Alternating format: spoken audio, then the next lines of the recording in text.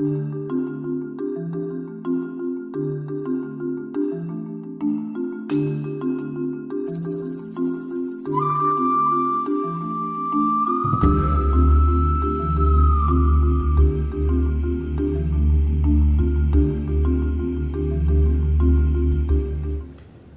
I think it's a whole question of understanding justice. For generations, we have been made to believe that justice is revenge, that unless we get somebody to pay for what has happened to us, we'll never be satisfied with. And so that perpetuates this whole cycle of violence because we're constantly seeking revenge um, for things that have happened. And so there's no forgiveness there. When you seek revenge, there's no question of forgiving anybody you can't forgive. So I think what underlying this whole problem is that we need to change our concept of justice from one of revenge to one of reformation.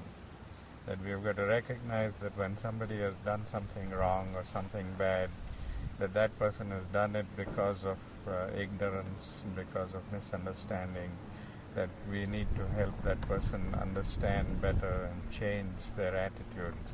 And so we have to use our efforts towards that end to bring about a reformation in the person's attitudes there.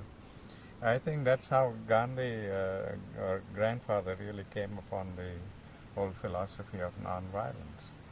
He went to South Africa as a young man. He went there specifically to start a legal practice and earn money for to pay back the loans that the family had taken. But within a week of his arrival there, he was victim of prejudice, and he was literally picked off the train and thrown onto the platform.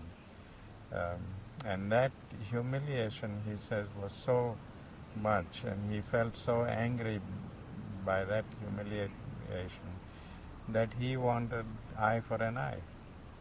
And because he was thinking in anger, he wanted to act in anger. But he stopped himself when he realized that it's senseless.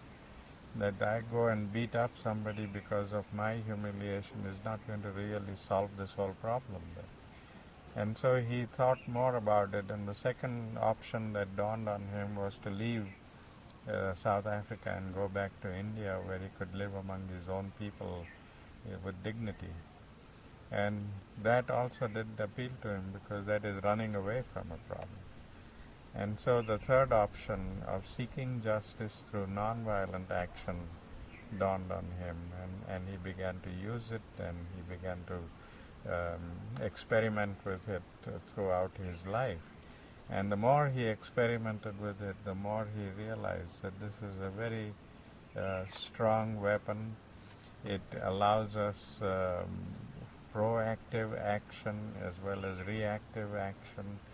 It allows us the scope to do all kinds of things within it. It doesn't have the limitations of violence. And in violence you are limited. You use violence, you kill the person, that's the end of the story. But as far as the problem is concerned, that problem remains. It doesn't solve itself. We see that in the case of World War II. We fought World War II because of Hitler's Nazism and the spread of hate and prejudice in the world, and because he had the ambition of capturing the whole world and converting them into Nazi philosophy. And so we went to war and we fought them, and we killed nearly 60 million human beings in the process there. But today, 50 years later, we have to ask ourselves, what did we really achieve? With the sacrifice of 60 million human lives, we didn't attack the problem of prejudice or hate. We only attacked the individuals and destroyed the individuals. But that philosophy of hate and prejudice continues there. The unfortunate thing is that we as a human being or human race, we don't want to learn from our past experiences. We just want to go on committing the same mistakes over and over, and we feel that by using violence we are solving problems. And so any problem that occurs, we immediately resort to violence in that situation. And yet, when we look at it, in our saner moments, we'll find that we haven't solved anything at all. So all this fighting that goes on around the world today is all misguided, and it's all coming out of this kind of revenge mode where everybody is seeking revenge for what happened in the past there, and in the process they're just complicating the whole situation and making it worse.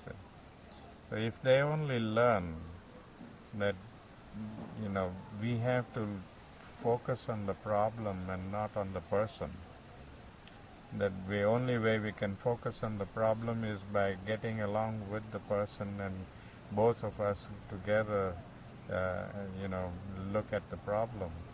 But we don't have the patience to do that. We want immediate results. We want to be able to resolve this quickly. So using violence, killing the person, destroying the person appears to be the quickest way of resolving this.